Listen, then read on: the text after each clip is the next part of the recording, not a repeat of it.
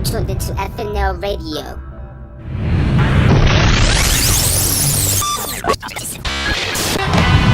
Everybody, and welcome back to FNL Radio, everybody, FNL TV.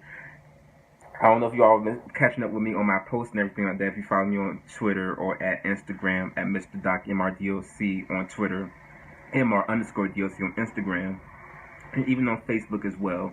You will know that I am bringing the Doc Report back, everybody. So, 10 years ago on May 3rd, I started the Doc Report. So, just to make a long story short, because I think that video is still on here where I talked about how I started the Doc Report. But the Doc Report came about when I was in college. You know, me and my homie Chris, he was living in VA. I was in Philly in college, and I was a freshman at Art Institute of Philadelphia in my dorm. Shot at 15. What dorm was that? In 1510. The nice dorms. It wasn't the project dorms. Shot at 1346. But I was in my dorm, and you know, like I said, we always talk on the phone. Me and a couple other friends too always talk about the latest in the music and entertainment news. You know, me being the music head. For all of us being music heads and being, you know, always got an opinion on everything music and entertainment and why this didn't happen. Like, we were like A&Rs or just public relations consultants and stuff like that. Like, you know, this artist should have done this, or they could have spun that little controversy this way and stuff like that. So we always had an opinion on everything, and it was like, might as well start a website, you know. It helped me out of my shell too, you know, and I wanted to do it where I used my nickname Doc. Shout out to my Uncle Wes who gave me the nickname Doc because back in the day I wanted to be a pediatrician. So, you know, and Bugs Bunny is my favorite cartoon character. So, you know, both Doc, what up, Doc? Hey. So, I remember I wanted to do the website because I was inspired by, and it was only a handful of black websites at that time that catered to what I used to call block culture news, you know, so it's like the equivalent of pop culture news, but for us. So I remember I would, there was like Concrete Loop, Wrap Up was just really starting to, so it was just like a handful of websites that just started, and, you know, like I said, the Doc Report was such a ride, and I remember doing it and just really enjoying the process of the website and blogging and everything like that. My first story on the website was Mariah Carey E Nick Cannon's wedding, and from there, you know, thousands of views, recognitions. Always get out the real news. I never really at that time relied on like rumors and stuff like that. And then spearheaded from there was FNL Radio, was the Doc show at first, but FNL Radio was soon to come. You know, with me, Chris, shout out to Brandon, Yoshi. You know, we had a little good show going on now with the new era of FNL, me and Monique killing it, which we will be back, people, Memorial Day weekend. The show will be back, a whole new season of FNL Radio, and more energy too. So, but again, that whole time frame with me in college was such a important time of my life because I was 17.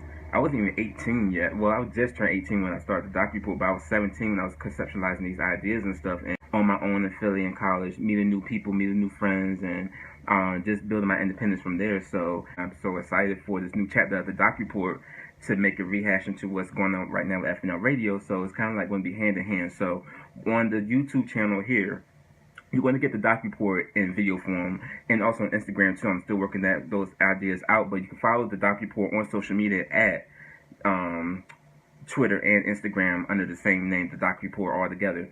So with that, on the YouTube channel, I'm going to have the Doc Report like videos that's just mostly being me, that you'll get up there, just me and my opinions as the Doc Report begin as well.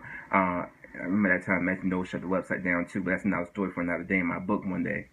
But then, and then FNL Radio will be more FNL geared stuff with me and Monique, or Monique come on the scene and she want to give something too, or, you know, maybe we'll have another show intertwined and everything. So it's going to be this channel is going to be lit, everybody, I'm just saying. So make sure you subscribe, click that bell, so every time that the new video is uploaded, you'll be notified of what's going to be coming up here.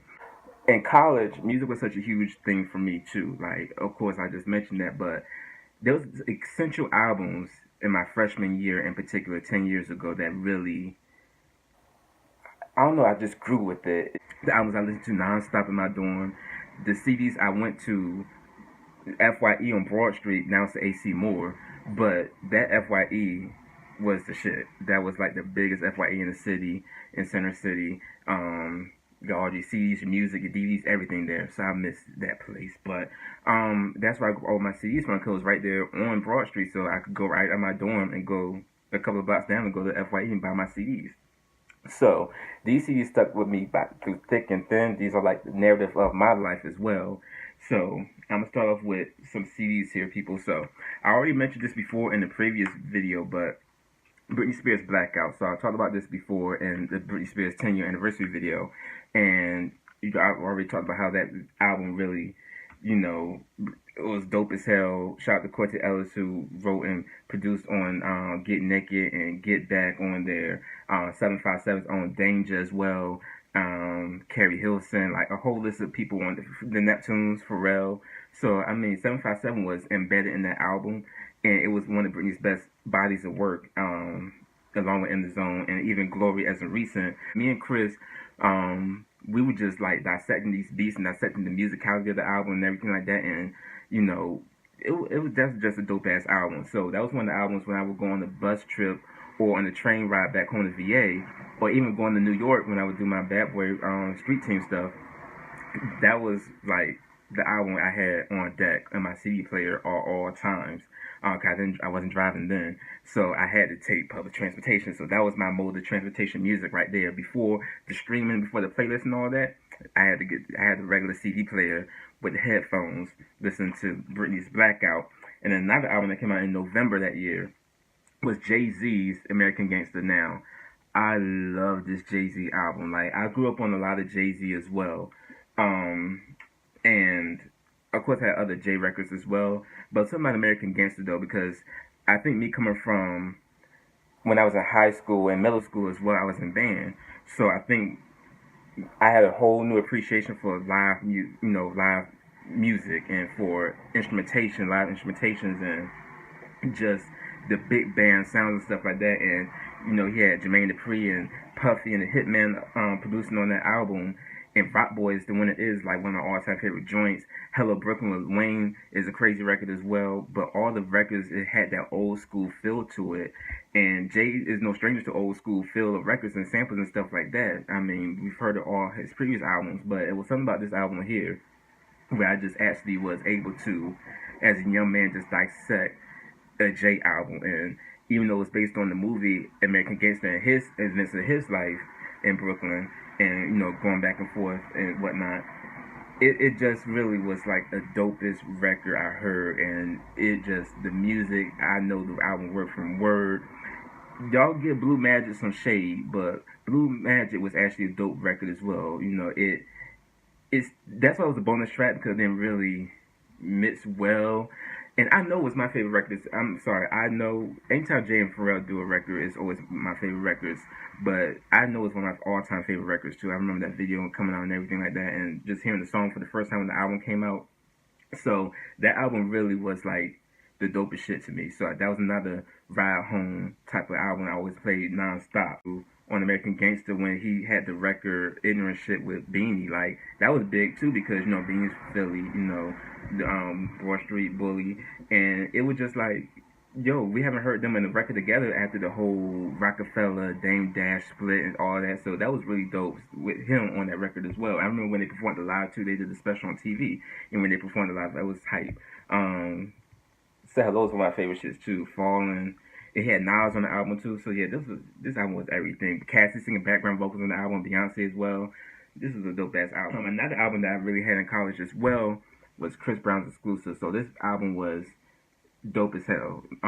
Chris' second album, the sophomore album. I remember when I was asked, I was like, yo, what job you doing with Chris? Because Wall to Wall, what's the shit though? Shout out to Sean Garrett, who produced Wall to Wall. That was the first single, the whole Thriller vibe of the video and everything like that.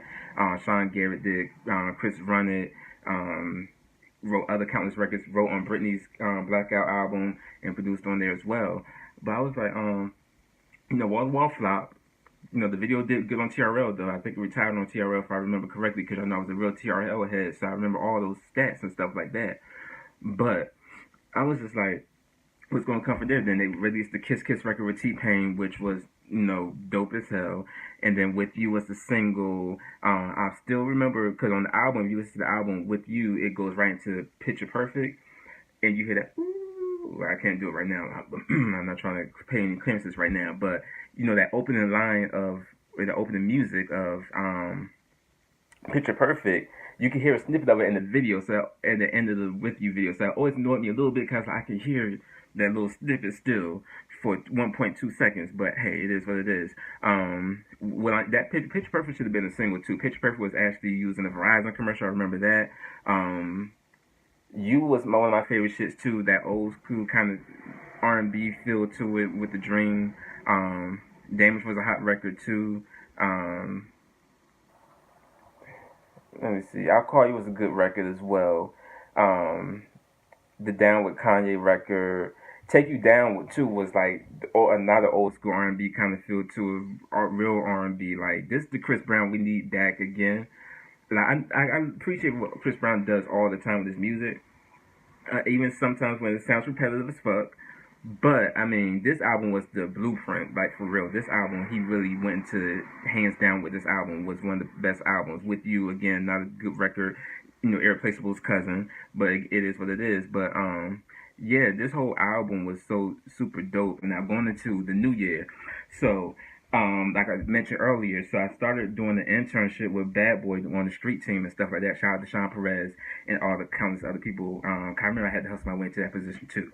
I was young, I was in college, but I was like so big on Bad Boy because I mean Bad Boy is like the blueprint of street teams, along with Def Jam, Rockefeller. Atlantic was a dope street team too. Cause I did Atlantic years later. But I really wanted to be a part of that whole movement. Like, at least I can say, once upon a time, I was on the Bad Boy Street team. Because Kanye mentioned it too. So, they couldn't work a lot. So, I really wanted to be a part of that whole situation. So, one of my first projects on the Bad Boy Street team a while ago was Diddy's Press Play album. I did a whole little promotional stuff for that back in the day. But the real projects I really started working on with Bad Boy Street Team was the Day26 and Danity Kane album. So remember, Making the Band 4 came out. Danity Kane announced that they were coming out with a new album. Day26 was getting ready to release their first album. This is Danity Kane's first album in a couple of years after the whole, first album went platinum, top 10 single, but had management issues. They was on the Christina Aguilera Back to Basics tour. I remember one time they got in an accident in Ohio going to one of the tour stops and stuff like that. So they went through a lot, and they still came back and banded together to release their sophomore album. So, and I don't want y'all to let that whole Aubrey O'Day, Don Trump Jr. shit distract y'all from the fact that Welcome to Dollhouse was one of the best sophomore albums from a group of all time. And then also, along with Destiny's Child's album as well, Writings on the Wall, but this album though was really like super dope though. Welcome to the Dollhouse came out March 2008. I remember backing up. I was part of the street team. I know Monique gonna give me hell because every time I mention I was part of the Bad Boy Street team, she got something to say. But I remember when they came to Philly to Power 99 because Day26, Danity Kane, and Donnie Kane were all promoting their singles that just came out and promoting the show as well. And remember it's like a battle of the group, Day26 versus Danity Kane kind of thing, what Puffy had going on. It was at the radio station with Shamara interviewing and stuff like that. And I remember when Danity Kane even dropped Damage as the first single, I was like, it was between Damage and Pretty Boy, produced by Danger. Damage produced by Stereotypes, who would now, years later, go on to win the Grammys for producing on Bruno Mars's 24 Karat Magic album and producing and co-writing That's What I Like and whatnot. So shout out to the Stereotypes because that's a good, nice journey, road to stardom as well. But then you can't remember when they did it on MySpace, and it was the early version of Pretty Boy, the early version of Damaged. And I was one of the people, I'm not going to lie, because y'all, like I just said, I was so big on Dangerous Productions that I picked Pretty Boy to be the first single. I'm happy that they went otherwise because the Damage was such a different record for them. So I was like, this might be too pop for them and stuff like that, and it might be too, you know, but when you look at the show, they said he wanted to do international pop stuff. So it was actually one of those first artists, you know, along with Michelle Williams and Kelly Rowland and whatnot, who were really, you know, not, they became like an urban pop act. So I would put them in the category of urban, who wanted to cross over into a different pop field and do more things internationally, like more dance records or whatnot. So when that happened, Day26 Cannon first single that played on the radio and everything like that became a top 10 single. Actually, 10 years ago this week was when the first time it hit the top 10 on the Billboard Hot 100. The album would go on to go platinum. Bad Girl was the second single. Dope album too. I remember this when this album came out, was Spring Break, and again, all the productions on here, dope records and stuff like that. I still wish that it had more life to it though, because you know with the Bad Boy, I hate to say it, but with the Bad Boy rules and regulations, you can only release 2 singles from an album, and that second single will not always do well. You know, Sherry Dennis couldn't make it past 1, but you know, it is what it is. But Pretty Boy should have been a single. Sucker for Love should have definitely been a single. Shout out to Brian Michael Cox. Secret Place. Now, Danity Kane got the best interludes as well. Like, their interludes sound like real records that could be extended. Even with the DK3 album that came out a few years ago, those interludes that they recorded that never made the album, they could have been full-ass songs too. So, you know, they had some dope records up here. Key to My Heart is always one of my favorite records as well. Poetry, Ecstasy with Rick Ross is definitely the shit. And like I said, the interludes as well. And then Day26 came out with their album as well. Now, Day26, they were so different because they were like that group where we didn't hear that in a while. We know groups. I'm not gonna say my generation, cause I'm really an old music head. I'm really an old head. You know, I'm 28, but I grew up in the early 90s, born in 1990, so I knew all like the High Fives and the Silk and all those type of groups that came out. Drew Hill, like all those early 90s groups and stuff like that. So when Day26 came about, the only male groups that were really in the game were like B2K or one of them other little groups that, you know, were out for a little moment on 106 Park. But Day26 gave you that old school feel of music. They really gave y'all like vocals and harmonies and whatnot. Same with Danity Kane. You know, we hadn't heard a girl group like that since Destiny's Child. Cause you know, Pussycat Dolls are out, but Nicole Scherzinger was the voice for all the singers except for Melody here and there, hearing a little high note and whatnot. But you know, these two groups are so special. So when Day26 came out for the male aspect of it, it was like, yo, y'all really the shit. Like, y'all really legit. And y'all, if y'all remember too, shout out to Chris, who was Beyonce's choreographer. Now, y'all remember Chris was on Making the Band 4, auditioning for the group. Couldn't sing a lick, but he could dance his ass off. And now look where he danced with Michael Jackson for This Is It. And now choreographing for Beyonce. So look where you know, again, wrote the Starling. Dreams will get you where you need to be. So he was on there once upon a time. But on this album, and shout out to Day26, they're friends of the show here. You know, they interviewed them on the show as well before. I'm the Reason got me going with the first single, but got me I'm the Reason was the shit as well, because we heard that in the intro of the show. Silly Love was a hot joint as well. Come In, My Door's Open, Are We In This Together? What It Feels Like Since You've Been Gone. If It Wasn't For You with Danity Kane on the backing vocals. Don't Fight the Feeling. Like, they had a lot of hot records on this album, so this album was definitely the shit. So y'all gotta go revisit these albums. And that came out at the same time with Mariah Carey's E MC2. So this album was a different Mariah album. You know, even with the font and everything from the front, it was supposed to be the sequel to Emancipation of Mimi. And Touch My Body was the first single. A dope record. Very different for her at the time. Migrate, and not a Danger production with T-Pain. Migrate should have been a damn single. I don't know what Def Jam or Island was going through at that time. They flopped on some of these singles though. Bye Bye should have just been a promo single at most. OOC was my favorite shit too. Just the sample based alone on that one as well. So shout out to Swiss Beats. I've been loving you a long time. My favorite records. Even when they put T.I. on the record, it was one of my favorite records, which should have done more, but they didn't do anything with it. Side Effects was a hot record. That Chick was which was originally the title of the album, which was going to be the first single too. I remember I got the Def Jam Street Team too. So I remember, even though it was through Island, sometimes the Island stuff, it was an urban act, would flow in with like Def Jam promotional stuff too. So I remember when I had like a little press call list or whatever, it was supposed to be called That Chick, and That Chick was supposed to be the lead single on there. Then they ended up changing everything around to Touch My Body being the first single and whatnot.